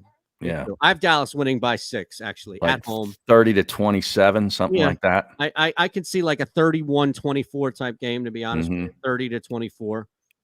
So that's where I'm going to go. Actually, yeah, which still hits the over. Right. That's the big thing. I think we're going to see points here regardless. All right. Bang that over. We'll see you tomorrow morning, fresh off, as Barrett will tell you, an Eagles victory. All right. There we go. Have a great night. All right, fellas. Go for the midnight dares. Go for the memories. Go to get your spin on. Go to get your spa on. Go for the bubbles in your bathtub. And in your drink. Go for the stakes. And the steak. Go for him. Go for her. Go for the win. Go to Ocean Casino Resort. Book your trip at theoceanac.com. At Stateside Vodka, every new customer gets the world's best rocks glass. Free. What's that? A rocks glass? You're telling me that bottle is cut in half? You could say that. Holy shit. And you're telling me I can get one of these glasses for free? That's right. 1 free rocks glass per customer with each first-time purchase of Stateside Vodka. So good, it just disappears.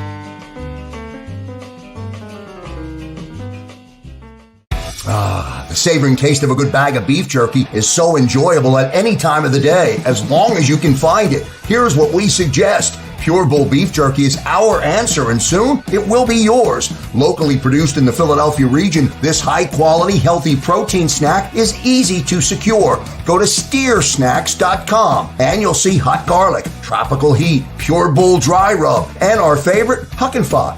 What's that? Huck and Fod. Go now to steersnacks.com. As a hard-working American, you've never experienced how tough life can be until now. A catastrophic injury while working on the job. A personal injury from someone else's negligence. Turned away by other law firms in the region who didn't bother to learn your story.